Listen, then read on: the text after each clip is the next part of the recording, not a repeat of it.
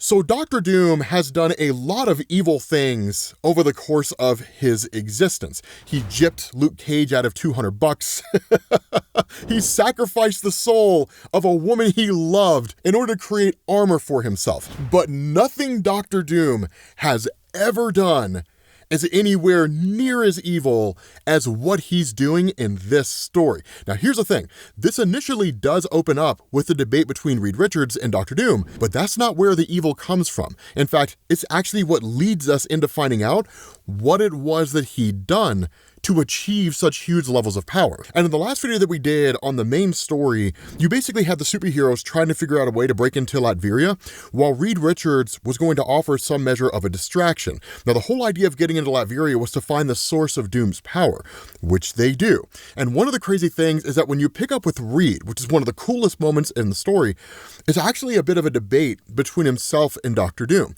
Now, Reed Richards is basically trying to get Dr. Doom to convince the world why he deserves to rule in the first place, and that if he can create a compelling argument, then Dr. Doom will be able to continue on as a ruler. Whereas the stakes that Dr. Doom is proposing is that if Reed Richards wins this discussion, then in turn, Dr. Doom will step down. Now, here's the cool thing about this, right before we get to this batshit ending, is we're told in front of the planet, Reed and Doom discuss, they dispute, they contest. Both men command logic, but Doom can operate on an emotional plane and interpersonal plane that Reed does not have easy access to.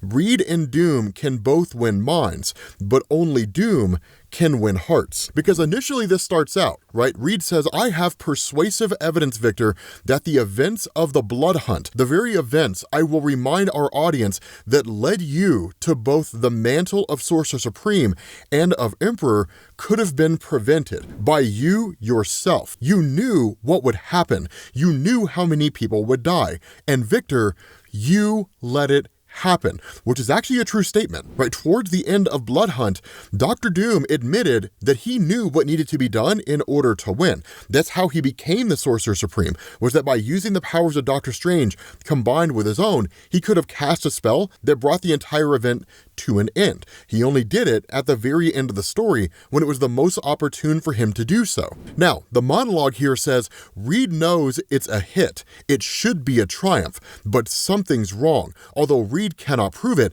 he has the distinct and sinking sensation that Doom is smiling under his mask, because Doom responds and he says, on December 7th, 1941, years before the Pax Victoris, Japan struck America at Pearl Harbor, and the English leader, Churchill, a man repeatedly considered the greatest prime minister in British history and one of, if not the greatest Britons of all time, knew this attack was coming, that Churchill faced an impossible choice: warn the Americans and prevent the attack, thus prolonging the war indefinitely, or let the events proceed, thereby drawing America into the conflict and bringing an end to the war. His decision to keep it secret came too late for many of my people already killed under the genocidal policies, but it would lead to others, orders of magnitude more, including my family, surviving the war. So it was an impossible choice, but Churchill did not shy from it, and he made it and stood by it. Now, at that moment, Reed claps back and he's like, there's no evidence whatsoever to prove that Churchill knew the attack was coming. It's one of the most contested debates among historians with regards to World War II, as I understand it. But the response of Dr. Doom, nor has all the evidence been shared, Richards, and much of it has been destroyed. But Doom does not destroy his past, nor does he hide from its consequences. Doom stands before you unapologetic for the impossible choice he made for your greater good. That is what leaders do, and it is what has saved us all. That in the end, Dr. Doom is arguing game theory. If you're the leader of an empire and your citizens are questioning your leadership, but then you learn of an impending attack, you let the attack happen, and then you stand in a position of power and authority by telling them, if we marshal together, we can defeat that foe. 300,000 years of human evolution dictate human beings need a threat to fight. Without one, people largely just don't have a sense of purpose. And so it says, Reed Richards knows two things. The first is that what Doom just said is an emotional appeal, unsupported and unsupportable, blurring facts and feelings together. And the second thing he knows is that he is losing. Now, here's the crazy thing, right? This whole evil act of Dr. Doom does not come by way of his debate with Reed Richards. It comes from the superheroes figuring out a way to enter into the country of Latveria. Specifically, it comes from Maria Hill. That's one of the things that we saw at the end of the main story video, the last one that we did, was that Maria Hill had approached the superheroes as they were fighting in vain to break through the magical spells of Dr. Doom and enter Latveria, that she actually had information. And what was going on was much darker than they had initially been led to believe. And so S.H.I.E.L.D. had basically figured out there was a weak point among the various magical spells of Doom. For whatever reason, he was not able to 100% fortify every inch of Latveria itself. And so by targeting this weak spot, it allows for Black Widow, Susan Storm, and Scarlet Witch to enter into Latveria itself. But then at that point, you jump back to the debate between Reed and Dr. Doom. And this is probably Dr. Doom at his absolute best, because Reed says, you've just repeated, Emperor, the remarkable claim that no one can rule this world but you. But what evidence do you have to support that? For centuries before you, humanity has worked together to do this. And Doom cuts him off, right? He says, evidence, you speak to me of evidence. The evidence is all around you, Richards. The evidence is the world as I inherited it. Tony Stark's arc reactor technology could have given the world clean energy forever.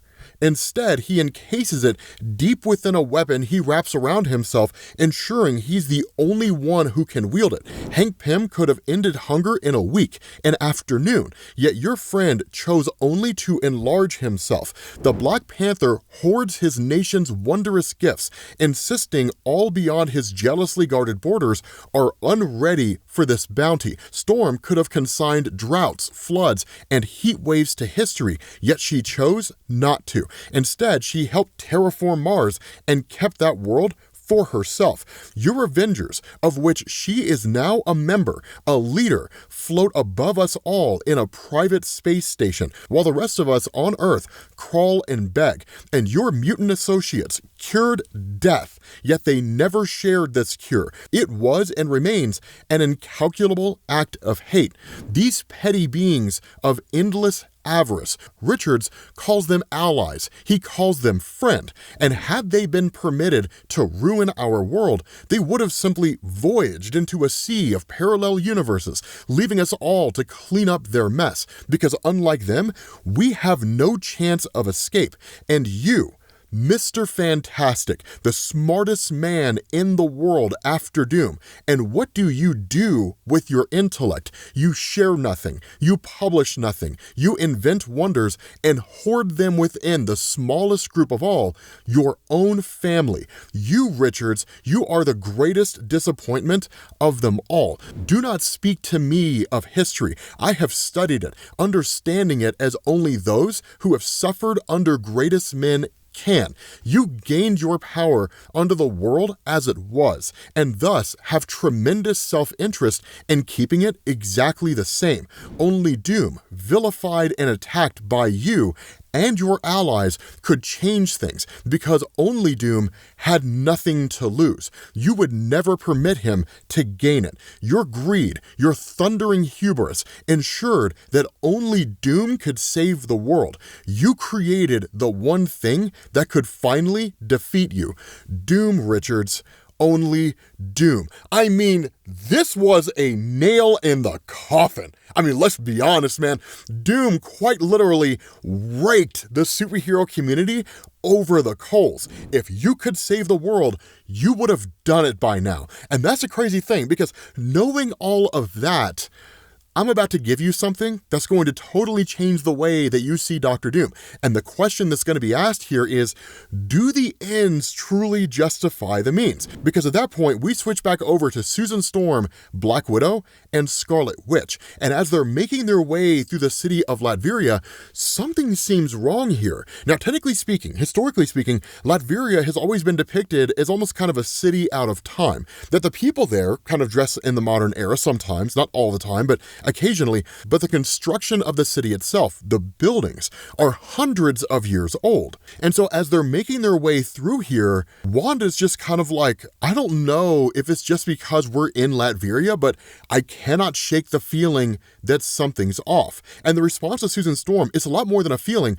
Look, right, that couple right there, it's the third time that they've walked that exact same route.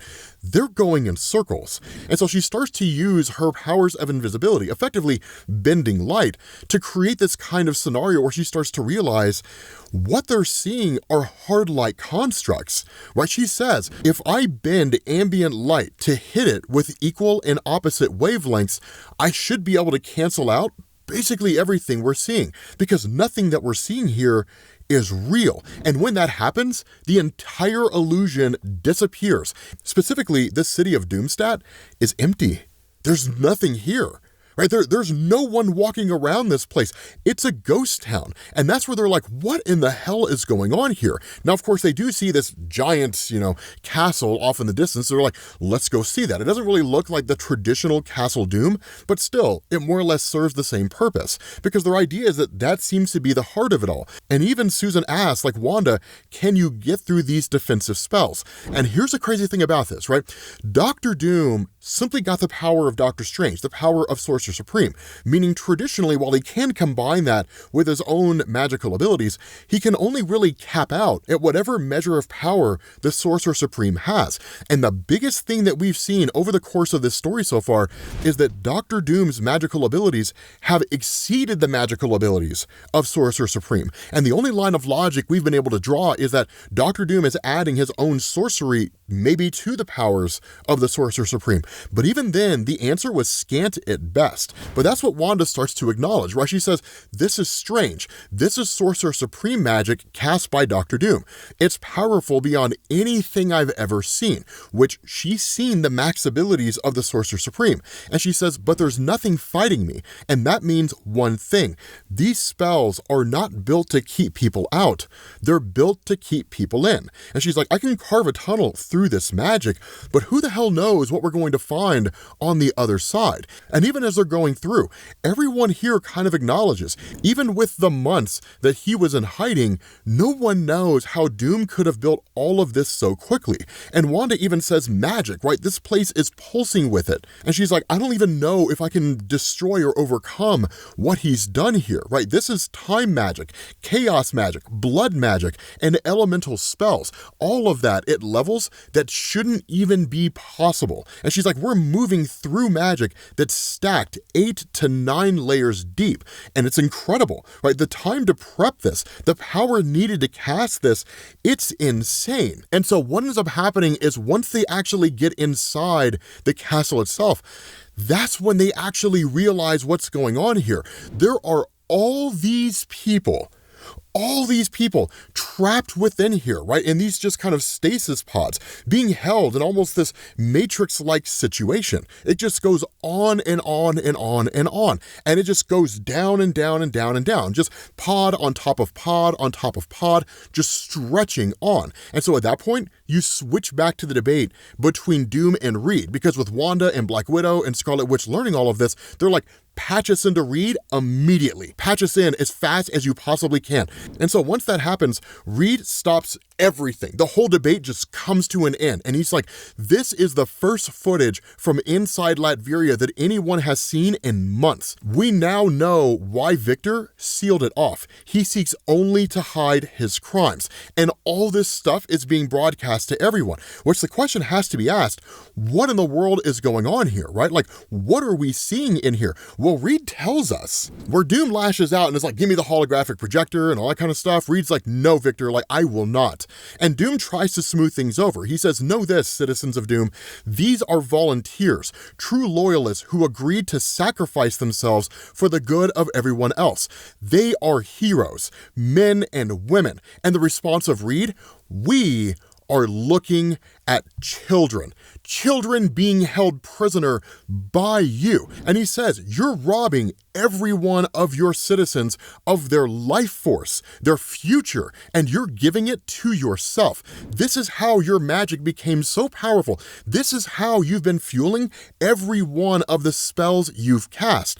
Victor, you're sacrificing your own people at the altar of yourself. And the level of evil that you would need to willingly gather up all of your citizens, throw them into camps, and then in turn, siphon off their life force to empower yourself, that is a level of depravity that can only really even be imagined, right? I can't think of very many people that would willingly throw children into prisons. And so the response of Doom, yes, that's exactly what I am doing, Reed. And he says, I would sacrifice 1 million more if I had to. These glories cannot be achieved otherwise. There is a cost to greatness, Richards, and it must be paid by someone. The bargain is fair. It gives us our peace, our wealth. We are safe and we are happy at the expense of the lives of everyone else. And he says the means are more than justified by the ends. And where he's literally starting to tear Reed Richards apart, Reed simply just says, if these horrors are so justified, then why, Victor, do you hide them? With that being said, guys, we're going to bring this video to an end, so I'm going to leave this discussion to you, right? Is Dr. Doom doing the right thing? Is it justified siphoning off the life force of his own people to save the world? Or is there no instance, no satisfactory instance whatsoever where it's acceptable to sacrifice the life of an innocent person to save the lives or to improve the lives of other people? Because keep in mind, we're not talking about Dr. Doom sacrificing the lives of his people so he can save other individuals from dying, right? Impending death is never part of the equation. It's simply just making the world better. And so I'm going to leave this debate to you guys, right? I really want to know what your all's thoughts are on this. Are Dr. Doom's actions justified? Is this an instance where utilitarianism can be used? The needs of the many outweigh the needs of the few. I'm really excited to see how lively these debates are going to get in the comments section. Try to keep it reasonable, which is a very tall order for the comments section of YouTube. But let me know what you guys think down in the comments, and I will catch you all later. Peace.